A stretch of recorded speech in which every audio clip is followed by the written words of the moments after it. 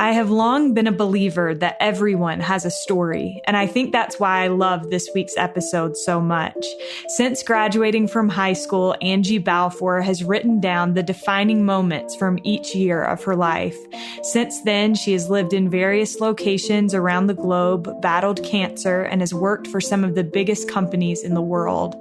Because of this practice of writing down her defining moments, Angie has not taken her experiences for granted, and instead has allowed them to weave, no pun intended, into a beautiful tapestry, a story worth telling.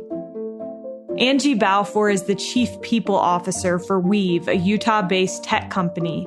Prior to joining Weave, Angie spent over 5 years at Instagram and Facebook. Most recently, she served as head of Instagram Human Resources and director of Human Resources at Facebook. Prior to that, Angie spent over a decade at Fairchild Semiconductor as a senior global human resources manager and human resources business partner. This is All In, an LDS Living podcast where we ask the question, what does it really mean to be all in the gospel of Jesus Christ? I'm Morgan Jones, and I am so excited to have Angie Balfour on the line with me today. Angie, welcome. Thank you. This is such a treat to have you on. And I have to tell listeners, we spoke a few weeks ago and Angie shared just some of her experiences and things with me. And I think you have so many valuable things to share with people that will listen to this episode. And I just am so excited. So first of all, I want to talk a little bit. You told me that you have this exercise of recording a defining moment of each year of your life since graduation. Is that college graduation or high school? No, since high school. So it was my senior year of high school. I started. Yeah. Okay. So tell me how you came up with this idea, and then how has looking for those defining moments impacted your life? Yeah. It actually started, the thought came to me in a Sunday school class. They were talking about Alma the Younger and this, what they called the defining moment, when the angel comes and visits him and helps him see his ways that might need to change. And they called that the defining moment in the class. And I had this just thought, and I raised my hand and I said, I'm not sure that's the defining moment. I feel like the defining moment is what he did every day after that to stay on the path. Those are the defining moments that he chose every single day. And so I just kind of stayed with me. And so I had been making a list of a few key things that had happened to me. And I just started writing them down and then writing them out. And at first it was just like keywords, so I'd remember the experiences. And then it was kind of providing a little more detail. And then really it changed when I have a niece. She's now 14. And all of a sudden I thought, hey, this would be really fun to give her when she turns 18 and goes off to college. And I'll kind of give it to each of my nieces and nephews as they go off to college. I don't have any kids right now. And so I started doing that differently. And then, so every year I'm keeping track of different things and then kind of choose the one that I think defined that year for me and made a huge impact. So could you give us a few examples of what those defining moments kind of look like? I love this idea, by the way. Yeah. So I'll start with the first one. So I was kind of looking over this as we were talking about it. The first one was, I was 17. I was going off to college, and my dad said, hey, which college are you going to go to? And I said, I'm going to Utah State. Go Aggies. I'm a true Aggie in every sense of the word. I love that place. And he said, okay, so you've prayed about it and you feel good about it. And I said, no, I didn't need to pray about it. I already made the decision. I'm going to Utah State. And my dad said, well, Ange, that's not quite how you want to do it. Like, you don't pray when you've made the decision. You pray as you make the decision and make sure that that's what Heavenly Father would want for you. And I did not like that answer. I thought that was a little off-putting, and I had made a decision, knew where I wanted to go. And so as the scholarship started to roll in, BYU Idaho came in, nothing from Utah State. A couple of my other schools' acceptance and scholarships came in, nothing from Utah State. And finally, I just went and said a prayer and said, I would like to go to Utah State. This is the place that I feel good about. It's the place I've liked the most for a really long time. But if you want me to go someplace else, I will do it. I'll just be super disappointed. And I was really honest about it too, because I think that's part of having a good relationship with God is really talking with him about where you're at and being honest, like he's a father and that he is. And the next day, my scholarship and acceptance came simultaneously. And as I opened it, even I knew I'd gotten accepted, but as I opened it, I just had this really strong impression that was like, you can go wherever you want to go. I just wanted to make sure that you're partnering with me so that we can give you the best life that you want. And that I want us to have this relationship. And it was a defining moment of not just making decisions that make sense to Angie, but really partnering with God and asking for feedback along the way and making sure that I'm doing what he wants me to do. I love that so much. I had a similar experience when I was trying to decide whether or not to serve a mission. Right. I had well, it's a long story. I ended up serving a mission later, but initially I felt like the answer that came was like, I am, you can go if you want to go, you can go, but I just appreciate you being willing. And so I was like, great, I'm not going to go.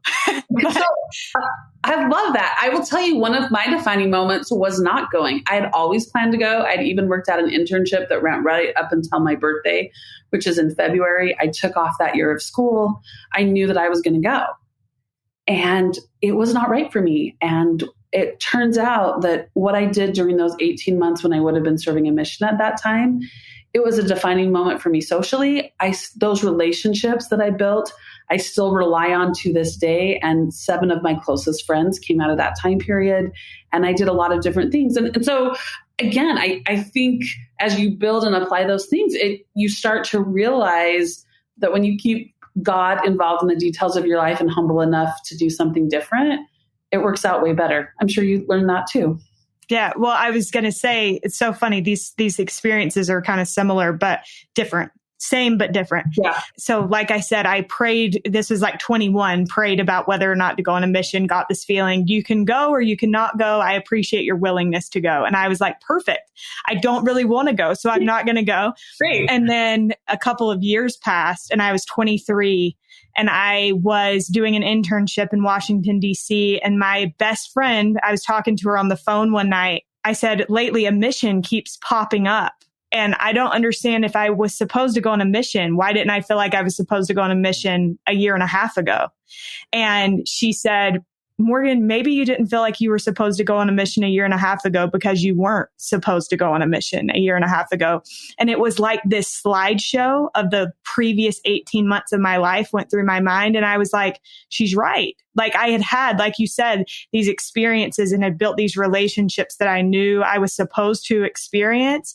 And it was like, okay, then I'll pray about it again, because you're right. I did have experiences that I think I was supposed to have. So I love that. So now, Angie, tell us really quickly what you are doing in your life now. You work for Weave in HR. I'm the chief people officer at a company in Utah called Weave that I love. It's a great company. And I've always been in HR or people organizations. And so I oversee that. And I just moved out here from the Bay Area about a year ago. Literally, I think I arrived like maybe a month and a half, 2 months before COVID hit. So it was kind of an interesting year to like change your whole life and then be in the midst of the pandemic. So you told me on the phone when we spoke that you are a single member of the church. And you said, while you don't think that marital status defines someone, that it definitely impacts someone's experience as a member of the church. And so I wondered, in your experience, and we've had a few people on this show, I think mostly because being single in the church is something that means a lot to me because it's been my experience as well. But what do you wish that those who have never had that experience understood about being a single member of the church? A couple of things. I think that as a single member of the church, you're still really family oriented. And I think you can be. And again, it's what everyone, just like even those who are married, it's their own individual situation. But one, I think you can be super family oriented. I think sometimes there's the assumption that you don't want to give your time as much or be involved as much. And I think that's hasn't been my experience. I also think sometimes there's an assumption that you have just this overwhelming amount of time, as if you haven't filled up your life with other things, as well, and have other obligations. But I think what we learn in the church, and in my case, something that may be a little bit different, or actually it's becoming more common if you look at the stats of adult members in the church. But what I would say is, I think what's important to remember is that in the church, we all feel the same and feel the spirit of unity with each other at sometimes, but that we all have these unique things that make us feel different or less than or unusual or sometimes feels unrelatable. And I think the purpose of that is that we rely on Christ and that we extend and that we relate to other people that are different than us so that we can develop different kinds of empathy. I also think sometimes when you tell people that you're single, they get this look on their face and they tip their head and they seem to feel kind of sorry for you. And I want to be really clear. I think the best way to live is in a happy marriage. I believe in families. I want my own family. And I think that's super important. And I think it's God's plan. But I also think what's really important is to support people in the plan that God has outlined for them and making sure that you recognize that and that you support people that are different than you. That's so well said. I love everything that you just said. I want to come back to one point, and this is something that people that have listened to this podcast are probably like, you're beating a dead horse on this, but let's do it one more time, Morgan. Let's Well, I just feel like one thing we do ourselves this huge disservice when we think that just because of a life circumstance that we can't relate to somebody in a different life circumstance, because I think we're when you really boil it down, we're all learning the same lessons. We're just learning them through different experiences. And so I wonder, working in a job that is focused on people, do you even see that professionally? Just like people relating with one another and coming from different backgrounds. But then in a job, like we spend so much time with the people in our work. Well, absolutely. I feel pretty strongly that I personally have benefited from becoming a better, well-rounded, more empathetic disciple of Christ by spending time with people that are very, very different than me. And I think sometimes when we think of that diversity, it can be diversity of thought, diversity of experience, diversity of background. It can be race, life experiences, and all of that. But I think the value of spending time with people that are different than you is that you start to understand why people make the decisions that they do and what trade-offs people are using, which may expand how you think about things. And so that you can make better, more inclusive, well-rounded decisions for your life, but also for your business, for your team, financially, and those kinds of things. I also think what I've really benefited is I think sometimes our natural instinct is to put walls up when someone's different than us, like, oh, hey, I don't think we're going to really have a connection. And I think one of the things that I traveled a lot for work. I was a road warrior for years. I've dropped into a lot of different work assignments that were 6 months or 12 or 18 months where I dropped in, didn't know anyone in a certain location, and then had to build a life there and had to build relationships at work and things like that. And what I've really learned through those experiences are, one, the default should be, I know I've got something in common with you and I know there's something I can learn from you because I've always been enriched by that, whether it was like rural Pennsylvania or Singapore or a team that I had in London that I spent a lot of time with. And I think our default is to say, if we can immediately sense the difference, then we must not have a connection. And I actually think those are the people we probably need most in our lives. I think we're getting in a world where we build an echo chamber. And I have found myself at times kind of building my own echo chamber to reinforce how I think or feel about something. And I think expanding our views allows us to contemplate and think about things more. And then the truth teller of the Spirit kind of helps us sort through what we need to know and believe and understand. But I think the more exposure you give to different thoughts and people and feelings and perspectives, I think that gives the Spirit more to work with as it teaches you truth, because it's just more experiences. Yeah. Well, and I think that's one thing in the church. I think it can be kind of easy to think that our experience as single members, especially when you're like a young single adult and you're going to a YSA ward or a mid-singles ward, I think it's like, okay, well, I am surrounded by people that are in the same life circumstance I'm in. We talk about the same things over and over and over again. And so for me, a few years ago, I was like, I've got to find a way to be around people that are not in the same situation that I'm in. And I actually set it as a New Year's resolution. And it was like a game changer for me. Yes. I found myself significantly more happy. But I love that you touched on, that you've lived in other places and have seen how much how much different backgrounds and cultures and things can contribute to our lives. I wonder, Angie, when you come into a situation like that and you do not know anyone from Adam, how do you, I guess that's something that you're good at because you work in HR with people. But how do you do that? So I think there's what you do at the workplace where maybe you don't know anyone because it's a new division or a new acquisition or a whole new group. But I'll talk a little bit about kind of what you do is to set up your own life. So one is, I think a constant is the church. But as you know, the church is the same everywhere, the principles, the teachings, but the vibe, the needs of the ward, the dynamics, they change. And so I think the first thing is to figure out where you can be of service in the church and get that common connector in your life, or at least that's what I choose to do. And then I usually have a routine where I'm going to be interacting with other people. So whether that's going to the gym or it's a volunteer work or it's figuring out something in my neighborhood so that I'm interacting with people and kind of developing relationships. I am pretty friendly. My friends always get nervous because I really do meet up with strangers and then end up like, hey, let's meet up for lunch or, like in interactions and things like that. And my friends are always like, you're going to be on I love true crime, but my friends are like, you're going to be a story of true crime one day because you're always, but so far it's worked out pretty well. And even when I travel, I always do one day where I'm by myself and I've always ended up meeting somebody, sharing, like going and getting a lunch or going grabbing an ice cream or just talking with them about their life. And I really like to do that. I think the other thing is sometimes when you're at a moment where you're a little bit lonelier, I think it's a good time to recognize that you can spend a little more time with Christ. And by what I mean is in your prayers or in digging deeper in the scriptures. And I think that there's always, when you go someplace new, there's always a little period of loneliness where you've taken things out of your life because they're just not there right now in this new experience and you haven't quite filled up your life yet.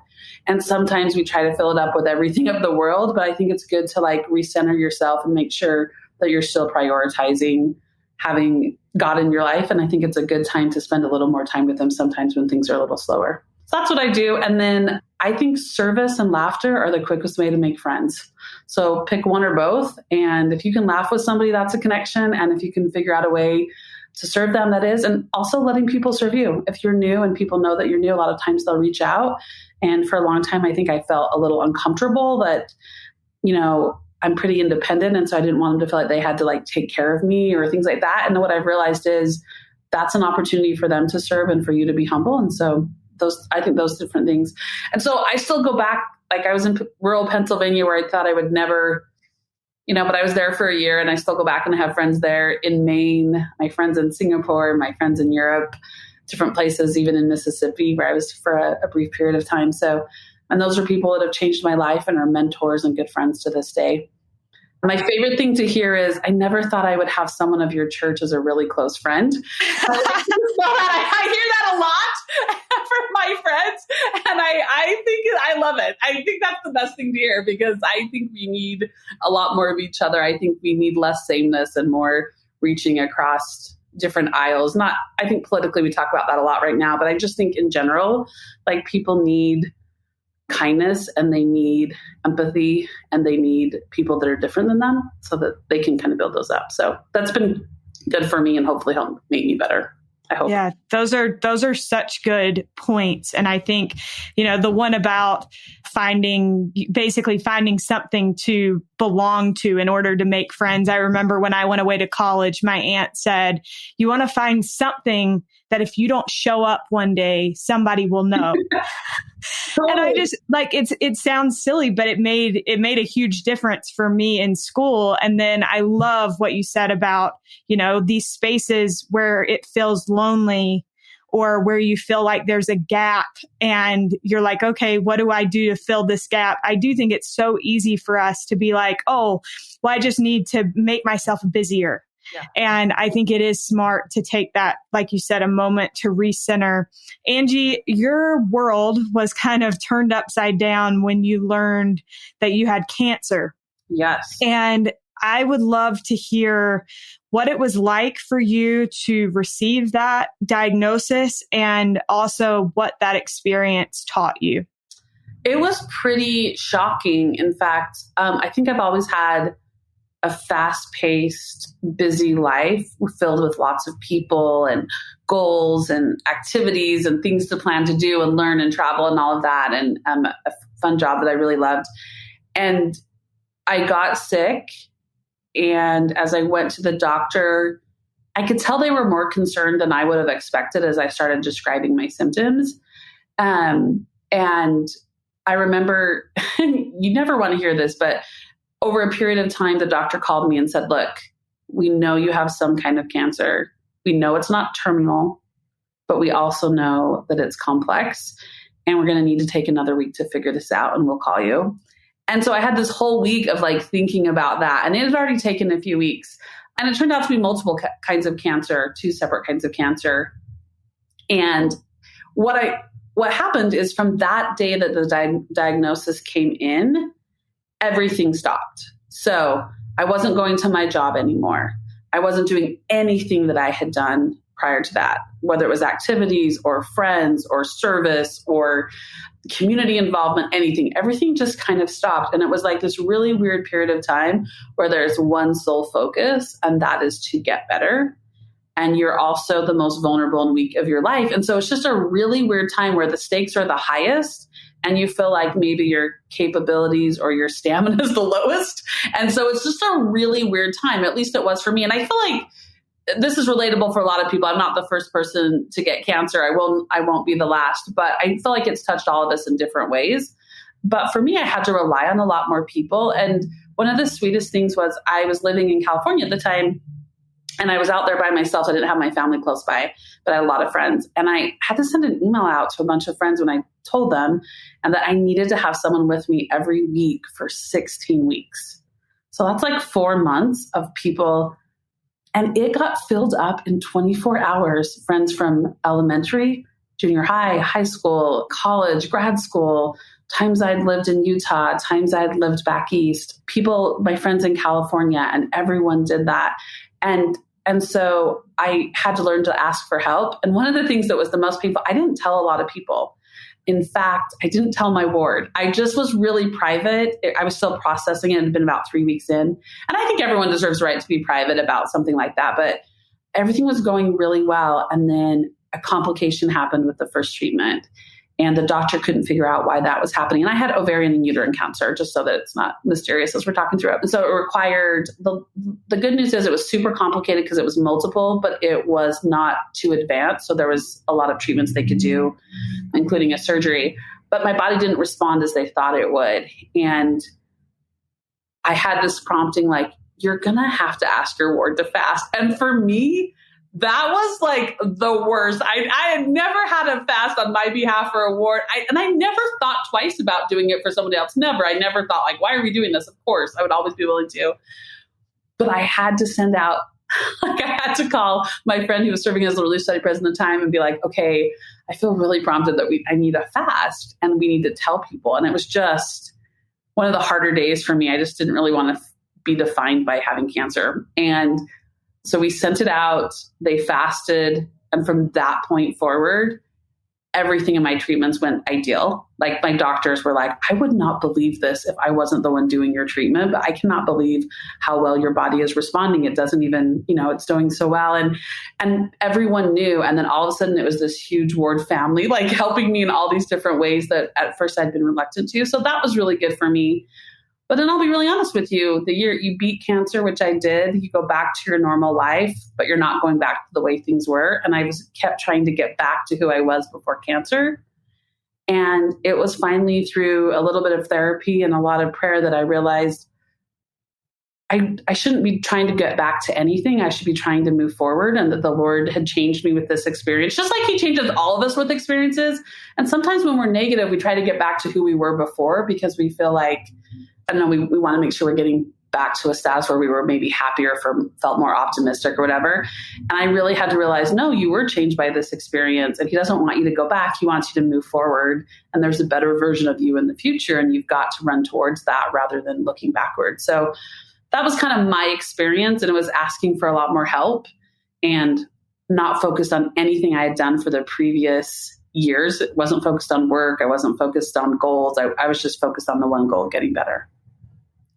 I love what you said about, not looking back and not going back, but moving forward. And I think this is like a minuscule comparison, but I think a lot of people, as we kind of move out of this COVID time, are like, I need to get back to what I was before. And it's like, no, like, let it change you and move forward. I also love what you said about asking for help. It's so funny that you said that, because I was just reading this morning. Jenny Reeder was on our sister podcast, This is the Gospel, and she was talking about her experience having had cancer. And she talks about her ward fasting for her. And I had never, Angie, it's so like, it's funny because never until this morning have I had the thought, that would be hard to have a bunch of people fast for you. It is. And then you say that.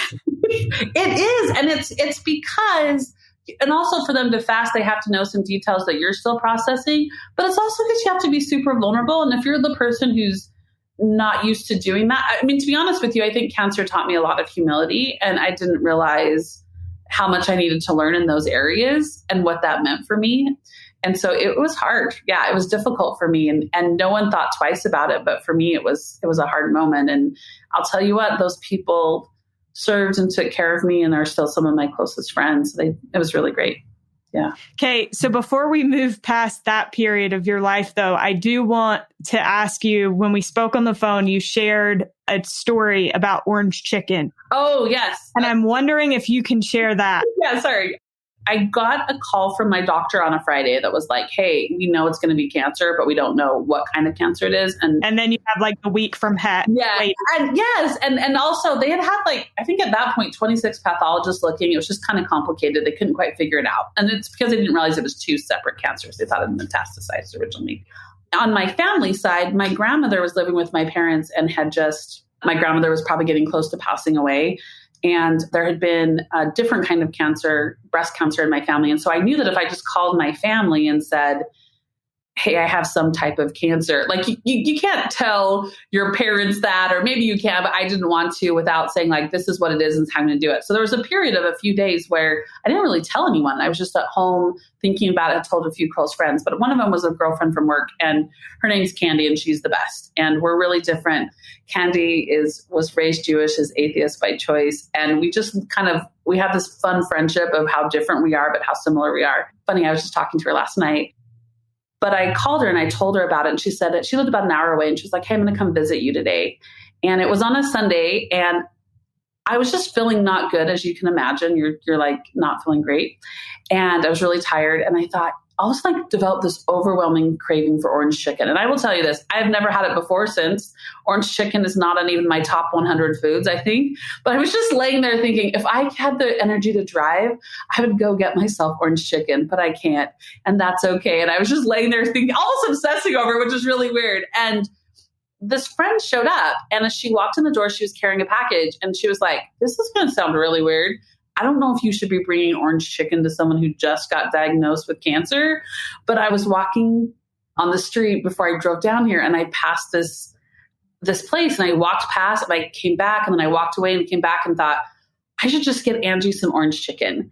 And I couldn't believe, I was really stunned. I mean, it was just what originally you would have called random, but I think it wasn't. But what I realized, I said, oh my gosh, I've had a craving for orange chicken, Candy. This is the miracle of orange chicken. And she goes, it can't be a miracle. I don't believe in God. I was like, well, he believes in you and he's utilizing you. And it sounds kind of funny, or like, why would that be so significant to you? But it really was one of the defining moments for me. And the reason it was is I was like, if God knows me well enough to know that I was craving orange chicken, then he knows that he created this body. He loves this body. I'm a daughter of Heavenly Father and heavenly parents, and he is going to help me, and he is in the details of my life. And for whatever reason, from that moment forward, I felt so much peace. And I will tell you that beating cancer is hard, and anyone who's gone through it will tell you that, but there was an overwhelming added layer of peace from that point forward, from the spirit of just like, I've got you. We're going to do this together. This is going to work out. And it really changed. And she always jokes. She's like, I cannot be part of your miracle. I am an atheist. I was like, no, God believes in you. You're part of it. It's such a great story. And I think, I think a recurring theme in this conversation is we all need people.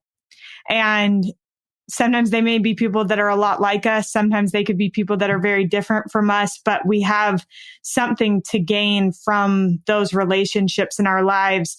Angie, I want to transition a little bit to talking about your work experience. So you had your dream job. You were working at Instagram. Yeah. And you said it was your dream job, but then you walked away from that job. And I think it's interesting because you said you still loved it when you left. Yeah. And so tell us about why you love that job, and then also how you were able to walk away from something that you enjoyed that much. Because like I said earlier, like a job is a huge part of somebody's life. And so I do think choosing to walk away from something that you love is not easy. Yeah. So, well, one, I will say I love that job because it was in tech, it was fast paced, it was challenging, and I worked with amazing people. And I love that brand, and I loved so much about it. And so it was such an opportunity to scale. I joined them when they were around 200, and we scaled them to 1,500. And so to be a part of such an influential company and learn and help scale them and develop them was just like such a great opportunity. And it was my dream job. And I remember it's kind of nice when you recognize in the moment that you're living your dream, because sometimes I always haven't done that. So I recognize that at that time for sure. But I think the reason I left is the dream changed. And by that, there was some family obligations and some things happening with my family and the health of a family member where I needed to, I realized that the job became the reason why I wouldn't be able to be as involved with helping care for that family member as I wanted to be. And so all of a sudden, and what's great about that place is as I shared it with the leaders and the people I were working with and the leadership team there, they were super supportive. And I just said like, hey, I need to go, and I need to be physically in Utah, and I need to do something different. And so the dream changed. And I just, for a while, had the incorrect thought that what lied ahead professionally couldn't be as great as what I'd been. And then I think we underestimate God. I would say the vast majority of our life here. And I think we're always learning how he comes through, how he always has our back, and he always has a plan that's beyond what we're capable of seeing. And I think that's just the story of our lives. But when I opened myself up, because I fought it for a little while, it just was like, I don't know if I can leave this, but I knew that it was the right thing to do for my family and for what I needed to do and who I wanted to be in that regard. And so when I was finally open to that change, then this opportunity came and the dream changed. And now I've got this other new dream job of working at Weave. And it was even more than I could have hoped for. And I've really loved, and I've learned a lot, and it's really stretched me in new ways. And I joined a company, 6 weeks before COVID. And so that was a big year for things that need to be done in a company, and to be new was challenging in those ways, but I got to work with great people, and it allowed me to really understand the company in a really condensed period of time. So I think we need to be open to the dreams changing or having a start and end and pivoting. In your experience in work, and then also just in having lived a lot of different places and been part, like you said, the church is the same, but there are different dynamics and very different situations that people are worshiping in. What have those experiences taught you about service in church callings? Yeah. So I do think, I also had the experience of moving into a new ward and being in a new location this year. I'd moved obviously from California, and then I built a home, and then I moved into a new home ward, and all of this in the midst of a pandemic. And so it's just a different way of like breaking onto the scene, right? And being like making your friends. And so when you're in isolation, I think there's a lot more one-on-one going on, and it's a lot more finding out about the individual. So I think for me, what I still felt a lot of strength and still do, going to church on Zoom, which I would never have really thought. And at first it was kind of different, but it's what you can get more out of it with what you show up for. So for the first little while, I was kind of treating it like conference weekend and showing up in my sweats and not turning on my video. And, I was kind of like, hey, I was treating it like the conference weekend, which I consider like the LDS holiday or whatever. And so what I've realized is when I wasn't getting as much out of it, it's because I wasn't making comments, I wasn't doing my reading and prepping for it. And so that's in like the physical hours of the church. But I think beyond that is we have a small little street that we're on, and I've been able to reach out to those neighbors and get to know them better and kind of be creative in the way that you can connect with people. And I've actually been so impressed with how many people are trying to connect with me, who is a single woman who's moved onto a street in the middle of a pandemic. And my word has just been really good about text and reaching out and stopping by with a mask and 6 feet apart on my porch and just like letting them know. So that's kind of been my experience. I think when you prioritize people, you can find a way. And what I realized for a while is I probably wasn't doing that as well as the people around me, but their example made me realize I had to step up my game a little bit and make that there was a way to do it. So interesting, because I kind of have had a similar experience and lately have just been like, I gotta make more of an effort myself. And so I think we had a podcast episode where Brooke Romney talked about how in order to have a friend, you have to be a friend. Yep. And sometimes that means, really getting out of your comfort zone. And I know, Angie, that you're a super friendly person, so that may come very natural to you. But like for me, I'm like, showing up to somebody's house with a gift is a little bit out of my comfort zone. And I think recognizing though how much it means and that's the way that you form connections is so, so important. Well, and I think so. But for me, I mean, I'll be honest with you, my connection way is in person, and nobody wants to meet a new friend in person during this pandemic. Like, they don't know who you are, where you've been, what you've had. And so you got to figure out different ways to do it. And so I think for me, at times I haven't done it as well. I also think I think we're all giving each other a break. Like there's a lot of assume positive intent, give each other the benefit of the doubt. And I think that's super important. I also think for me, and I know we'll probably talk about this a little bit later when we talk about the all in, but I think all in is really about having your relationship with Heavenly Father and Christ be the priority at all the different stages of your life. And I think for a long time, I felt like you had to do it perfectly all the time, but there's always this adjustment period where you're not quite sure how to do it. And I think the pandemic was a really good example of that. Like people had been used to worshiping collectively together in a physical body, a group of individuals. And when everything became remote, and especially for someone who's single, that I wasn't doing church with my own little family. I'd sometimes jump into my brothers and sisters or my friends or things like that. But I had to okay, how am I going to prioritize this and still have spiritual experiences and keep the Spirit with me doing it in a new way? And I think you have to do that course adjustment rather than have continual perfection, because it's just unattainable. But you're just okay, I'm going to give myself the benefit of the doubt. Haven't shown up as well the last couple of weeks in this new environment. And what do I need to do differently to reprioritize that? For a long time, I've always tried to do it the same way, but I think you have different life experiences. A pandemic is one of them. Moving is one of them. An illness could be one of them. A new job or whatever. You name it, it can happen. I think it's hey, what do I need to do differently so that Christ is still at the center of my life, and give ourselves some grace to figure that out.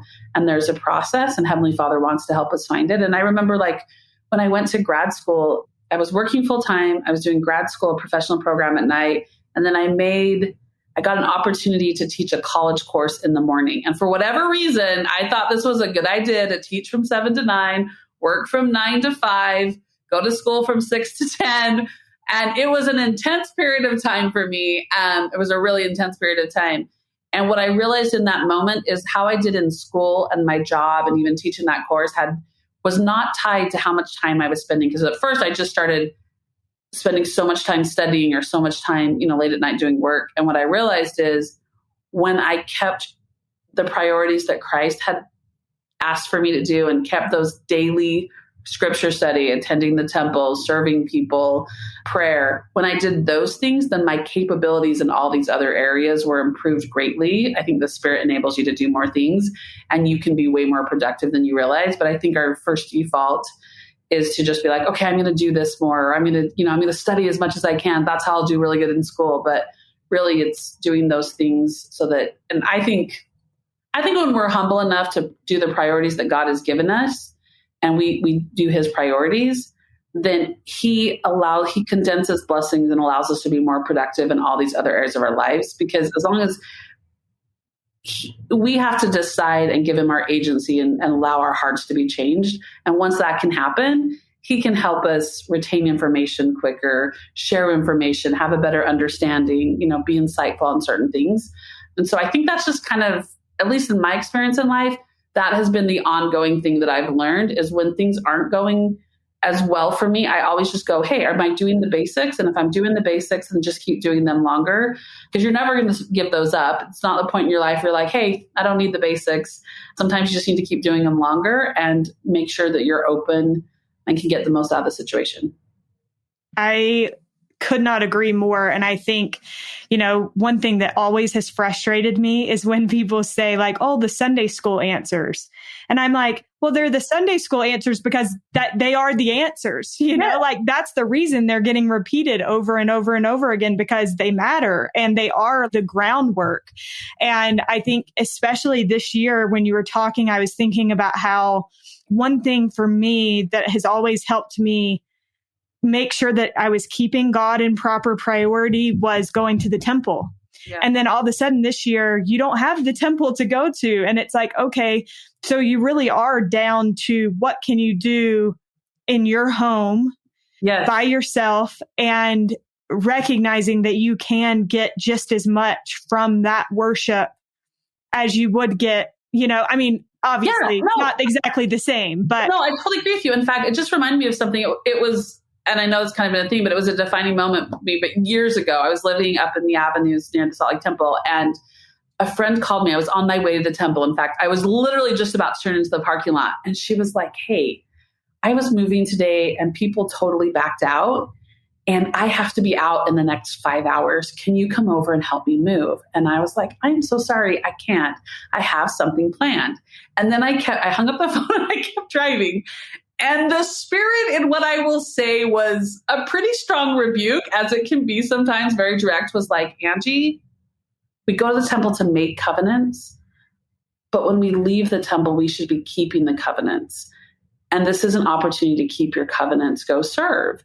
And so I actually turned back around, got out of the parking lot, called her and said, hey, my plans have changed. I'm totally free. And I've thought about that a lot. And I think, I too, like going to the temple was a consistent part of my life and had been for a couple of decades at this point.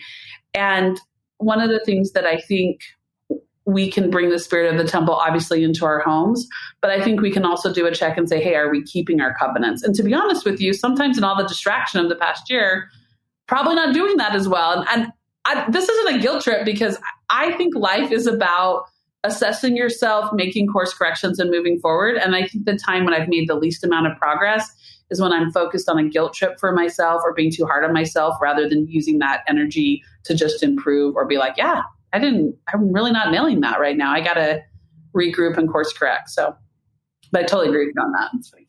Well, that's such a good story and such a good reminder. It's like, what are we making covenants for if we aren't keeping them? So thank you so much for sharing that. You already kind of beat me to my last question, but I just wonder if you have any other thoughts on what it means to you to be all in the gospel of Jesus Christ. I love what you already said, by the way. Yeah. I think for me, like I mentioned, being all in is about figuring out how to keep Christ at the center of your life, having a relationship with him and God during all the different stages of your life, and really learning how to do that.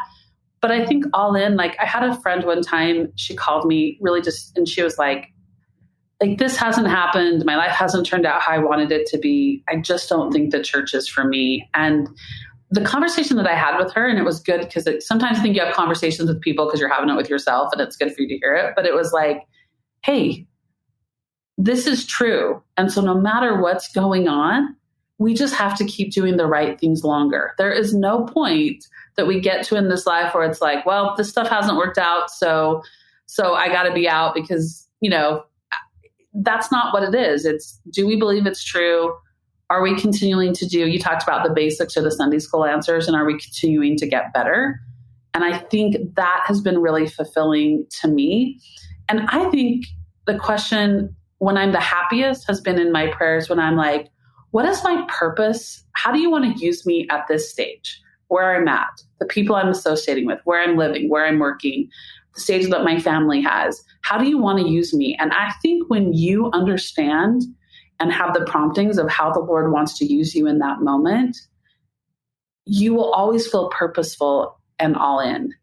And sometimes when people have questions or concerns, that doesn't mean you're not in. That just means you're at a stage where you have some learning to do. Sometimes you get the answers right away, and sometimes you have to put them on a shelf and be open for when those answers come to you. So that's what it means to me. I love those thoughts so much. And I have loved so many of the things that you've shared. I remember a few years ago, I had a roommate who said that her dad, she was talking to him about something that was not going well in someone's life, somebody that she cared about. And she was just kind of like, I just don't understand why this would happen to this person. And her dad said, you just haven't given God enough time to work it out. Yeah. And I think a lot of times, like, that is the situation. And like you said, we don't give God enough credit. And so we have to recognize how he's always pulled through for us in the past and trust that he will at some point in some time pull through for us in the future. And there's no reason, I think, like you said, there's no point at which it's the right decision is to just be like, oh, he hasn't delivered. We're not talking about FedEx here. So I think that it's really important to realize that God does deliver, but he delivers on his timetable. And Angie, thank you so much for sharing your thoughts and your testimony and just your goodness with us. Oh, well, thanks. We are so grateful to Angie Balfour for joining us on this week's episode. A huge thank you, as always, to Derek Campbell of Mix at Six Studios for his help with this interview. And thank you so much for listening. We'll be with you again next week.